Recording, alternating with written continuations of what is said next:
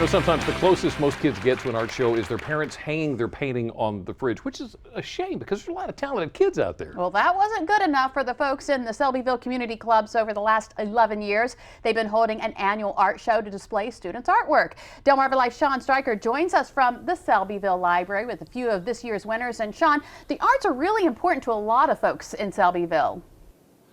Jimmy and Lisa, the ladies in the community club get that, and so in 2004 they started hosting an annual art show to show off some of the students' artwork. I'm here with the Arts in the Community chairperson, Jackie Bates. Jackie, thanks for joining me. How did you come up with this idea? Well, I think it was just a matter of displaying children's art and making a place where people would come and expose it to the community. Why do you think art is so important to the children? Well, I think it's important to kids because it allows them a creativity to express themselves that they can't do in the regular core classrooms. I'm not going to argue with that. I think art is a lot of fun, and like Jackie said, it allows you to express yourself. Now, we have some of the winners. This is a competition. We have some of the winners with us, so I'm going to step back and talk to them and let you see their pieces. Up first, we have Gretchen. Gretchen, tell me about what you made, actually. This isn't a painting. You made this on the computer. Yeah, it's actually digital artwork, and I'm really happy to actually have won this because I kind of consider it a step forward.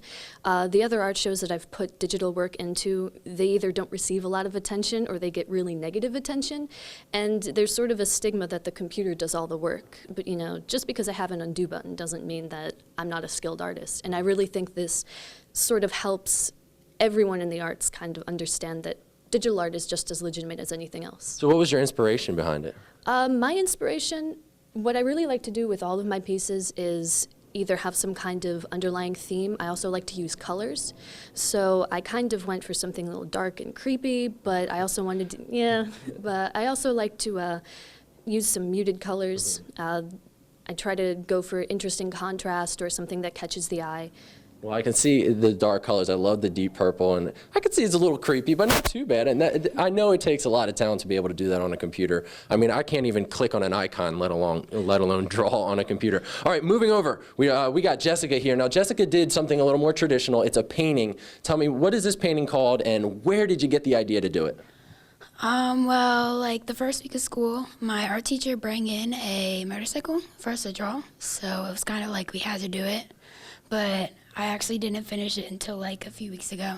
Are you happy with it? Yeah, I did the bottom with like a shoelace. Wow, so you actually used a shoelace to create this, I guess, texture? Mm-hmm. Is that a technique that they teach you, or did you just say, hey, I got a shoelace, I'm going to paint with it? No, Mr. Boyle kind of like threw out like a bunch of different ideas. Like I could use like a sponge or like a shoelace, and I kind of just experimented with it. Very cool. Now we got some art, we got a computer art, we got painting, and then we also have a picture out here. We have Abigail, who took this picture of a truck.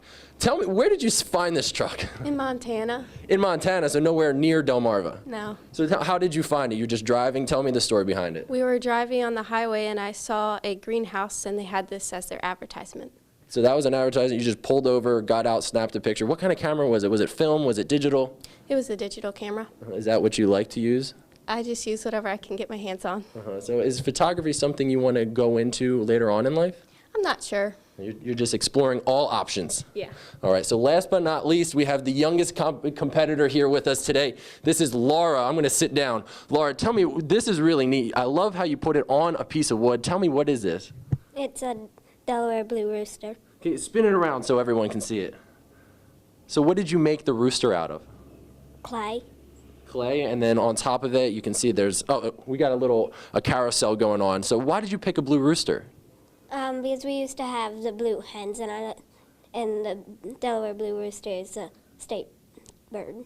Well, as you can tell, we have a lot of talented people here on Delmarva, especially the students. Now, something that's really neat is the community really gets involved with this art show, and if you're spending some time in the area, keep an eye out because a lot of the local businesses and restaurants will take some of this artwork and display it throughout the year. So that's a nice thing that they do, and they really highlight the local talent. Jimmy and Lisa, back to you guys.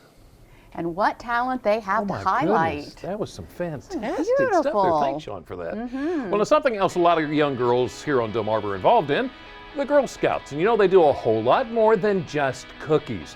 After the break, we're going to learn about a local troop's good works and an exciting recognition. Plus, we're making some goodies. Thin Mint truffles. Oh, and later you could win some goodies of your own. Stay tuned to find out if you're a winner in today's Spring Guide giveaway. DelmarvaLife, we'll be right back.